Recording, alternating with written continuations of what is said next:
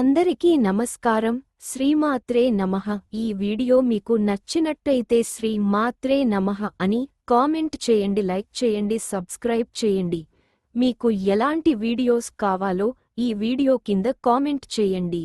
కార్తీక మాసానికి ఉసిరి చెట్టు, ఉసిరికాయకు అవినాభావ సంబంధముంది. అసలు కార్తీకానికి ఉసిరికకు ఇంత దగ్గర సంబంధం ఉండడానికి కారణమేమిటి? కార్తీక మాసంలో ఉసిరిక దీపాలు ఎందుకు వెలిగించాలి? ఇందువల్ల కలిగే ఫలితమేమిటి అనే ఆసక్తికర విషయాలను ఈ కథనంలో తెలుసుకుందాం. ఈశ్వర స్వరూపం. వ్యాస మహర్షి రచించిన శివమహాపురాణం ప్రకారం ఉసిరి చెట్టు సాక్షాత్తు ఈశ్వర స్వరూపంగా భావిస్తారు.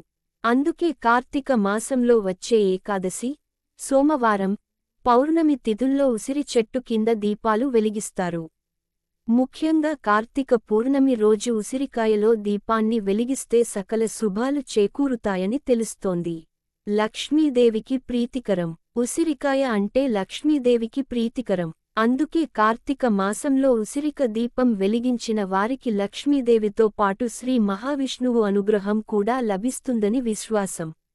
అంతేగాకుండా కార్తీక పౌర్ణమి రోజున ఉసిరికాయ దీపాన్ని వెలిగిస్తే నవగ్రహ దోషాలు తొలగిపోతాయని శాస్త్రవచనం. ఉసిరికాయ దీపాన్ని ఎలా వెలిగించాలి? సాధారణంగా కార్తీక మాసంలో సోమవారం, ఏకాదశి, ద్వాదశి తిథుల్లో, కార్తీక పౌర్ణమి వంటి విశేష తిథుల్లో ఉసిరికాయ దీపాన్ని వెలిగిస్తారు.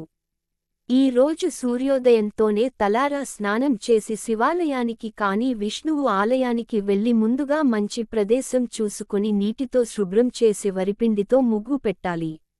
ముగ్గును పసుపు కుంకుమలతో, పూలతో అలంకరించాలి. తరువాత ఉసిరికాయను తీసుకుని పై భాగంలో గుండ్రంగా కట్ చేసి దానిలో ఆవు నేతిని నింపాలి.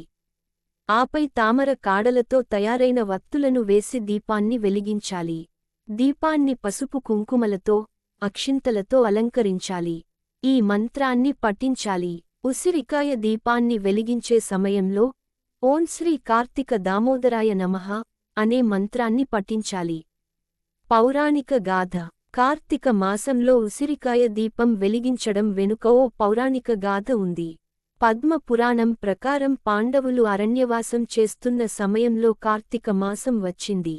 అరణ్యంలో దీపం వెలిగించడానికి శివాలయం లేకపోయేసరికి ఏమి చేయాలా అని ఆలోచిస్తున్న ద్రౌపదితో శ్రీకృష్ణుడు ఇలా అన్నాడంట. కొన్ని గ్రహదోషాల కారణంగా మీరు అరణ్యవాసంలో అష్ట కష్టాలు పడుతున్నారు.